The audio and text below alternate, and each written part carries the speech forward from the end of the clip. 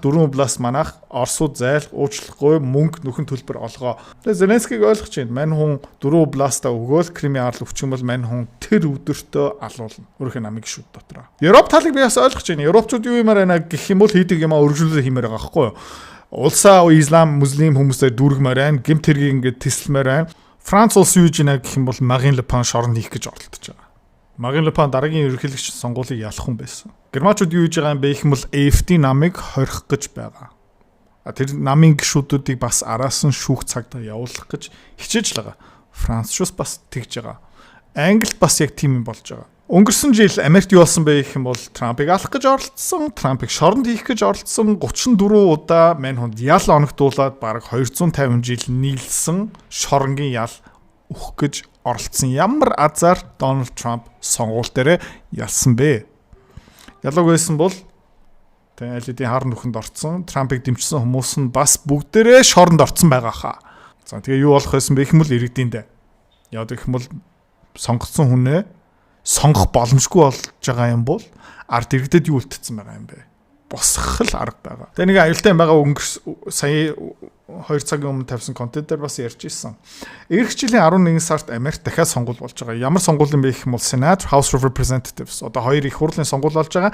Тэрэн дээр Дональд Трамп ялагдах юм бол мань хүний үлдэх 2 жилийн хугацаанд мань хүн юу ч хийж чадахгүй. Тэгээ зууралтна, нэр хүндээ алдна, ард иргэдэд дэмжихэ болно. Тэгээд дараагийн ерөнхийлөгч сонгуул дээр тийм ээ демократ нам дахиад ялах юм бол юу болох юм бэ гэх юм бол энэ удаадаа тэд нэр алдахгүй. Энэ удаадаа Twitter-ыг хорно. Elon Musk-ыг шоронд хийн.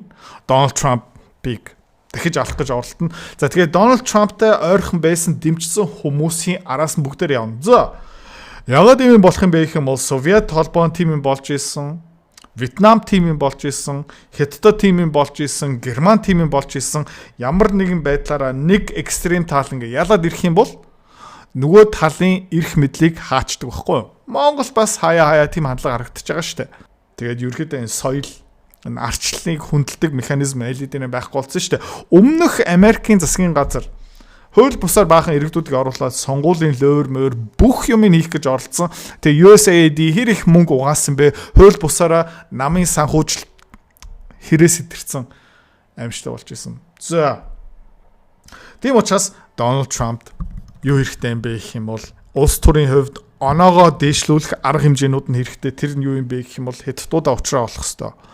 Эдийн засгийн нурж болохгүй. Инфляц дэндүр өндөр байх ёсгүй. Нефтний үн ханш бага байх хэвээр. Энэ дайн зогсох ёстой байхгүй юу?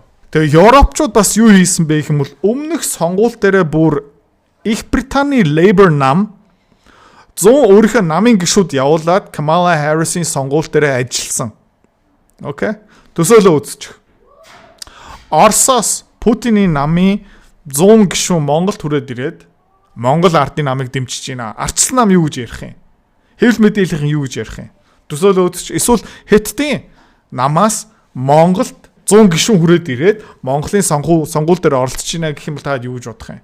Монголд юу болох юм? Их Британчууд тийм юмыг аль хэдийн хийцэн байгаа байхгүй юу? Гэхдээ хэвлэл мэдээллийн тухай ярьдаггүй.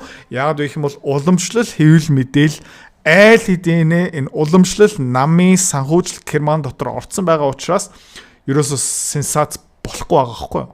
За тийм учраас энэ эх жилийн 1.5 жилийн хугацаанд энэ Америкийн тавилан, Дональд Трампын тавилан ба Elon Musk буюу эрх чөлөөг дэмждэг хүмүүсийн тавилан шийдэгдэнэ. За тийм учраас ерөөхдөө өчигдөр Дональд Трампын твитнэр юу бичигдсэн байсан бэ гэвэл хөөе Зеленский айтаахан шиг байгаарэ. Инх тайван одоо баг бэлэн болж байна. Оросууд Америкчууд юу хэлж байна гэх юм бол бид нэр ерөөхдөө тохирцсон. Одоо зүгээр юу үлдсэн байгаа юм бэ гэх юм бол Зеленский зөвшөөрөх ёстой. Гэхдээ Зеленский зөвшөөрөхгүй байна. Кримийн арал заавалчгүй Украины хэсэг байх ёстой 4 област угаасаа манайх яриа байхгүй. Оросууд зайл буугаад үг уучлахгүй нөхөн төлбөр олго гэж байгаа байхгүй. Тийм юм болохгүй. Тэгээд Трамп юу хэлж байна гэх юм бол Кримийн арал та нар 10 жилийн өмнө алдцсан. Хэний доор алдсан бэ гэх юм бол Обамагийн үеэр LED-ийг алдцсан. За тэгээ инх тайвныг сонг эсвэл улсаа тэрчтэй алд. 7 болон 5,000 Орос, Украины цэрэг залуу хүмүүс нас барж байгаа. За би Украинд дэмжмээр байна, тусламаар байна. Тэ энэ гамшигыг засмаар байна. Тэгээ юу юм бэ гэх юм бол тэ окей, Кримийн арал төчтэй орсох болох юм байна. 4 област албан ёсоор биш, алтан бусаар хүлээн зөвшөөрье. Хизээш НАТО руу орохгүй Америкчуудын Орос дээр тавьсан санкцууд бүгднийг устгах нь тэгээ Орос Америкчууд хоорондоо илүү зузаараад эдийн засгийн хамтын ажиллагаа хамгийн гол нь энэ эрчим хүч дээр. Тэгээ газрын ховор элемент дээр. Тэгээ энийг Зеленский эсвэргүүцэж байгаа. За Марко Рубиогийн дөнгөж сая хэлсэн үгийг сонсцгоо. Well, I don't know about by the end of the week. I'm hopeful that we can get to something quickly and I remain hopeful that we can get something done because this is a terrible war and it needs to end. За энэ 7 хоногийн эцэст маргааш үр дүн гараад ирээсэ. Because it has no military solution. There is no military solution to this war. We have to be frank. Russia's not just going to roll over Ukraine and take the whole country, and Ukraine's not going to push them all the way back to where they were before. Цэргийн хүчээр, зэвсгийн хүчээр шийдэл гарахгүй. Тэгээ Оросууд бас Украиныг тэр чигтээ эндүүдээд тэр чигтээ булгаад авах чадваргүй. Украинчууд байлцаар агаад тэр 4 област Кримийн арал бас буцаагаад авах гэж байхгүй. Ерөнхийдөө гаццсан. Тэг зүгээр мөнгө шатж байгаа, залуу хүмүүс нас орж байгаа. Тэ? Одоо энэ байлдаан алдсаар агаад ямар ч үр дүн гарахгүй. 2014. So what I would say we're involved in is understanding what is the Russian position. We have a better understanding of that now because we've actually spoken to them after. Тэгээ бид Америк тал юу юм бэ гэх юм бол Оросчуудаа ярьсан. Европчууд Оросуудаа ярихгүй байгаа бид нар Оросуудаа ярьсан. За тэдний хүсэл, тэдний үнцэг бид нар ойлгоод эхэлсэн. 3 years of not speaking to them, what is the Ukrainian position, and figure out, are these guys even in the same neighborhood? Because if they're in completely different zip code. За тэгээд ерөөхдөө ойрхон байна уу эсвэл бүр ингэж хоорондоо бүр давч чадахгүй зайтай ойлголттой явж байгаа юм уу? Then we may have to conclude that they're so far apart that peace is impossible at this time. We've done our best. We've put a lot of time and energy at the highest бид нар хичээсэн, бид нар ингэ тултал нь хичээсэн. Levels of our government. We'll continue to be willing to do so as long as there's a realistic path forward. If at some point we determine that we're тэгээд ойртох юм уу, ойртохгүй юм уу? Манай ерөнхийлөгчн дээр ажиллаж байгаа, манай гадаад хэргийн яамн дээр ажиллаж байгаа, манай хамгийн том алтан тушаалтан дийлэх цагаа энэ төсөл дээрээ зарцуулж байгаа. Тэгээ бүтэх юм уу, бүтэхгүй юм уу? Just too far apart and not enough movement is happening. We may need to move on to other priorities because there are a lot of important things happening in the world. This is not our war. We didn't start this war. We're trying to help everybody end it. But they may be too far apart, but I hope not.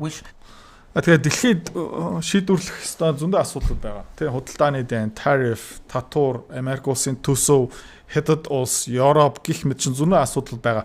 Тэгээ та нар зүгээр энэ гадаад хэргийн сайдны үгийг бити сонс. Заяа. Энд юу ярьж байна гэх юм бол Republican намын нэг гишүүн ярьж байгаа. Энэ хүн хин юм бэ гэх юм бол дараагийн сонгуул дээр энэ ялдагдах юм бол шүүхийн маргаан гих мэдчингаар энэ хүний бүксийг ухаж эхэлнэ. Энэ хүн бас шоронд орч магтгүй. Яг гэх юм бол улс төрийн ёс суртахуун, ёс зүй байхгүй болсон байгаа байхгүй юу? Тэгээ Дональд Трампд юу хэрэгтэй юм бэ гэх юм бол хамтарч ажиллаж байгаа сайд нарт, кабинетд бүгдэнд юу хэрэгтэй юм бэ гэх юм бол улс төрийн оноо амжилт хэрэгтэй байгаа. Свободны хийж болохгүй ганцхан нэг жил үлдсэн байгаа байхгүй юу? We should be optimistic. We should be willing, as we are, to do whatever it takes to bring the two sides closer, and hopefully we can be successful. But ultimately, it's not up to us. It's up to Russia and it's up to Ukraine. They have to make the decision that they're willing to move closer to one another, and we need to start to see progress. A lot of Тэгээ үр дүн гарах хэвээр. Үр дүн гармаар байна. Хөөе энэ видео яач вэ? Цэнгүүнээ ахыгаа авраарай. Цэнгүүнээ найдвартай, чадвартай. Өнгөрсөн 3 жилийн хугацаанд Facebook 350 мянган дагагч хүргэсэн. Instagram 70 мянга. Тэгээ өнгөрсөн 3 сарын хугацаанд миний YouTube-ийн сууг хамгийн өндөр өсөлттэй Монголын суугийн нэг нь. Тэгээ цэнгүүнээдээ баярлалаа гэж хэлмээр байна. Бас цэнгүүнээгийн орлого хэд хэд нугараал явж байгаа. Яг гэх юм бол мань хүний видео эдитингийн чадвар, тийм мэрэгжлийн төвшөнд ирсэн байгаа. За тэгээ цэнгүүнээ бит хоёр харамч биш, үргэлж мэддэг сурсан юмнуудаа хуваалцдаг. Тэгээ цэнгүүнээ бит хоёр одоо юу гаргасан бэ гэх юм бол мэрэгжлийн төвшингийн видео эдитингийн сургалт гаргасан байгаа. За тэгээ та энэ 3 жилийн хугацаанд манай цэнгүүнээ бит хоёрын сурсан юмыг бас яг адилхан сураад өөрийнхөө контентээр эсвэл өөрийнхөө чадвараа дараагийн төвшөнд авчирмаар байгаа юм бол доор дэлгэрэнгүй мэдээллийн линк байгаа. За контент өргөшүүл. Тэгээ энэний дараа Зеленский хийдэг юм хийсэн. Тэ? Эмоц өндөр байна. Гэх мэт шин Украин, Америк, Англи, Франц, Герман бүх талууд нэг хооронд ярилцж байгаа. За тэгээ ямар скриншот, ямар зураг эндээ хавсарсан бэ гэх юм бол 2018 оны үеэр Майк Помпео одоо Рубиогийн өмнөх байсан гадаад хэргийн сайдын нэг алтан бичиг тавьсан байгаа. Энэ дээр юу бичсэн байсан бэ гэх юм бол 2018 оны байдлаар Америк улс Кримийн арал Орос талдаа бид нар хүлээн зөвшөөрөхгүй ийм юмыг тавьж байгаа хгүй. Тэгээд Зеленский үйлж байна гэх юм бол үгүй ээ. Кримийн арал манайх 4 област манайх Оросууд зайл уучлахгүй мөнгө нөхөн төлбөр олгоо. Тэгээд Зеленскийг ойлгож байна. Мань хүн 4 областа өгөөл Кримийн арал өвчих юм бол мань хүн тэр өдөртөө алуулна. Өөрөөх нь амиг шүд дотроо. Европ талыг би бас ойлгож байна. Европчууд юу юмар байна гэх юм бол хийдэг юмаа өргөжлүүлээ хиймээр байгаа хгүй. Улсаа ислам, муслим хүмүүсээр дүүргмээр байна. Гэмт хэргийг ингээд тесэлмээр байна. За тэгээ Германы эдийн засаг муудж байна. Хүмүүс нь хөгширж байна. Нийгмийн даатгал, эрүүл мэндийн сан хоосон, банкны систем ерөөхдөө байхгүй. Европ удахгүй ирэх 10 жилийн хугацаанд угаасаа сүрнэ. Гэхдээ намайг юу гэж нэх юм бол тоглоом өргөжлүүлэх ёстой, бид нэр алтан тушаалт дээр үлдэх ёстой. Яг гүргээл явж байгаа. За тэгээ Европын ашиг сонирхол одоо миний зүгээс юу юм бэ гэх юм бол бид нарт ямар хамаатай байсан. Тэ Дональд Трамп хурдхан шиг зайлаасаа. Тэгээ бид нар ингэ тас гүрийгээд ямар ч улс төрийн оноо Дональд Трампд өгөхгүй юм бол за худалдааны маргаан дайн дээр бид нэр тас гүрий чи заяа. Тэ Дональд Трамп царай алдаасаа. За тэгээ хятадуудаа одоо хилцэл хийж магадгүй гэ яриа явж байгаа. За Европчууд тас гүрийгээд, хятадууд тас гүрийгээд, Украинчууд тас гүрийгээд Дональд Трампын засгийн газар ирэх жил хагасын дотор ямар ч ахиц гарахгүй, ямар ч үр дүн гарахгүй юм бол заяа. Тэгээ 3 жилийн дараа энэ Republican Donald Trump-ийн зайлаад Joe Biden-ы дараагийн хөлбөр нь гарч ирээд бид нар хийдэг юмаа хийнэ. Тэгээд бидний үсэж байгаа дэлхийн 3 дугаар дайн болоод ирчих юм бол бид нар Оросыг бодоо олгоод, Оросыг хуваагаад авчаал сайхан амьдрнаа гэсэн бодож байгаа ч магадгүй. Тийм ээ. Тийм учраас үргэлж энэ контекстээрээ ойлгож аваарай. Одоо Donald Trump-ийн амнаас гарч байгаа үгийг бас тэгж ойлгох хэрэгтэй. I think Russia is ready and I think we have a deal with Russia. We have to get a deal with Zelensky, and I hope that Zelensky, I thought it might be easier to deal. Тэгээ Donald Trump ядарсан царайтай байна. Яг гэх юм бол цаанаа цаг өнгөрч байгаа байхгүй юу? Оросууд бас энийг мэдчихэж байгаа. Joe Biden шиг хүн буцаа гараад ирэх юм бол Оросууд үргэлжлүүлээд нефт, газа Европ руу зарахгүй. Улам хятадуудаа зузаарна. Улам их хятадын Керманд орно. Тэгээд Middle East дотор юу болох юм бүх юм маш тодорхой. Тэгээд Путиний амьдрал нас бас хязгааргүй штэ. Хязгааргүй биш штэ. Тэгээд одоо бас 70 гарцсан байгаа штэ цааш. Тэгээд Путиний хувьд Орос холбооны хувьд бол энэ 3 жилийн дотор буцаага дэлхийн эдийн засагт орох юм уу? Газ нефтээ арай олон орн руу зарах юм уу? Эсвэл хизээ нэг цагт Европчууд дахиад Орос руу дайрах юм уу? Дэлхийн 3 дугаар дайн Европыг дахиж зоох юм уу үгүй мүү? Тэр эрсдлээсээ өөрийнхөө ард түмэн улсаа хамгаалах бас цаг хугацаанд юу юм бэ гэх юм бол өнөөдөр ахгүй. With Zelensky so far it's been harder, but that's okay. It's all right. But I think we have a deal with both. I hope that бид нарны ерөөхдөө хилцэл байгаа Оросууд окей, манайхан окей. Одоо Зеленский хариулт нь тодорхой. За тэгээ Европын хэвлэл мэдээллийн алидын одоо ажилд орсон. Reuters. Trump says Zelensky comments harming peace talk with Russia. Шавраага болооч шавар хааж гинэ. Trump дайрчин. Одоо ингэн Donald Trump залхаад санхүүжилттэй зогсоох магадaltaй, зэвсгийн нийлүүлэлтэд зогсоож магадaltaй, тэгээ сансрын зураг янз бүрийн тагнуулын мэдээлэл хангахаа болоод ирчих юм бол Украинчууд арчигдана. Гэхдээ аюул нь юу юм бэ гэх юм бол Европын хэвлэл мэдээллийнхэн, Америкийн дотоод хэвлэл мэдээллийнхэн бүгдээрээ Трампыг улам үзээ ядаж эхэлнэ. Улс төрийн хувьд бүр хэцүү болж эхлэх байхгүй юу? Яг гэх юм бол юу яриад эхлэх юм бэ гэх юм бол Трамп угаасаа дэлхийн хамгийн том Путиний нохоо. Тэгээ Путиний нохоог ерөнхийлөгчийн алтан тушаалаас зайлуулах хэрэгтэй. Дараагийн сонгуул дээр ялагдлаа. Их хурл дотор House of Representatives, Senate дотор 51% авч чадахгүй юм бол дахиад мань хүнийг огцруулах гэж үзнэ. Тэгээд Трампын дараагийн 2 жил ирэх барих хугацаанд нь юу ч болохгүй. Тэгээд дараа нь ингээ их цэвэрлэгээ хийгдэнэ. Европт их цэвэрлэгээ хийгдэнэ. Америкт их цэвэрлэгээ хийгдэнэ. Тэгээд энэ дуракууд тултал нь ард түмний хүслийг эсэргүүцсээр агаад иргэдийн дайн болно. Тэгээд Макрон юу гэж хэлж байгаа юм бэ гэх юм бол үгүй. Кремийн арал Украиных байх ёстой. Кая Калас мэдээж угаасаа ийм тэнэг юм ярина. Тэгэд эцсийн арга юу байж магадaltaй юм бэ гэх юм бол Дональд Трамп Путинтэй зүгээр тусдаа нэг хэлцэл хийгээд хориг санкцуудын бүгдийг тавьчаад газын хоолоонуудыг худалдаа авах магадaltaй. Нэлээдийн хилцэл нь яваад эхэлж байгаа шүү. Тэ? White House debates lifting sanctions on Russia energy assets Nord Stream. За энэ газын холоонууд нь угаасаа Европт угаасаа энэ хэрэгтэй. За тэгээд юу ярьж байна гэх юм бол тэгээ Nord Stream гэх мэт чинь хоригууд нь тавигдаад тэгээ Путин юу хүсэж байгаа юм бэ гэх юм бол нефтээ ганцхан Хятад руу зармааргүй байна. Европ руу бас зарах хүсэлтэй байгаа. Германд угаасаа энэ нефт хэрэгтэй. Польшд угаасаа энэ газ нефт хэрэгтэй. Европын эдийн засаг өсөхийн тулд энэ угаасаа хэрэгтэй. Тэгээ янз бүрийн газ нефтний төсөл бас байгаа. Энэ дээрээ хамтарч ажиллая.